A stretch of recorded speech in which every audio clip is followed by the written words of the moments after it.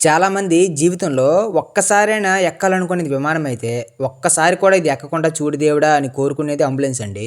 నా జీవితంలో నేనైతే మొదటిసారి ఎక్కింది నా ఫ్రెండ్ చనిపోయినప్పుడండి. మేమందరం ఎక్కడికైనా వాడికి చెప్పకుండా వెళ్తే మా మీద ఫుల్‌గా అలిగేవాడండి. అలాంటిది మాకెవ్వరికీ చెప్పకుండా సడెన్‌గా హ్యాండ్ ఇచ్చి వెళ్ళిపోయాడండి. అంబులెన్స్ అనగానే నాకు గుర్తొచ్చేది బంధాలన్నీ తెంపుకొని ప్రశాంతంగా వాడు అంబులెన్స్‌లో పడుకొని ఉంటే, వాడి పక్కన కూర్చొని ఎక్కెక్కి ఏడ్చిన సందర్భం అండి. అది ఎప్పుడు గుర్తొచ్చినా ఒక్కసారి డల్ అయిపోతామండి. సర్లేండి వాడైతే వెళ్ళిపోయాడు కానీ వాడి జ్ఞాపకాలైతే మా దగ్గర నుంచి తీసుకెళ్ళలేకపోయాడు కదా. ఇక ఈ అంబులెన్స్ విషయానికి వస్తే ఫుల్ స్టిక్కరింగ్ వచ్చిందండి. వీళ్ళు పనంతా రాజమండ్రిలో చేయించుకొని స్టిక్కరింగ్ అయితే మన రాగోల్లో చేయించుకుందామని వచ్చారండి. వీళ్ళదైతే మాకు పక్కనే ఉన్న చీమల వలస అంట. పనంతా అయిన తర్వాత ఎలాగొచ్చింది బ్రదరు బాగానే చేశానంటే, బాగా చేశావు బ్రదరు నాకైతే బాగా నచ్చింది అన్నారండి. అన్న ఒక మాట, ఎవరైనా ఎంత ఎమర్జెన్సీలో ఉన్నా చెప్పు, ఎంత దూరమైనా వెళ్తాను, ఇప్పుడైనా సరే 24 గంటలు ఎప్పుడు ఫోన్ చేసినా ఫోన్ లిఫ్ట్ చేస్తానని చెప్పారండి. మనం ఎంత వద్దనుకున్నా సరే దైవ నిర్ణయం ఎవరు తప్పించుకోలేము కదండి. అందుకని ఎవరైనా అవసరం ఉంటే ఈ బ్రదర్కి కాల్ చేయండి.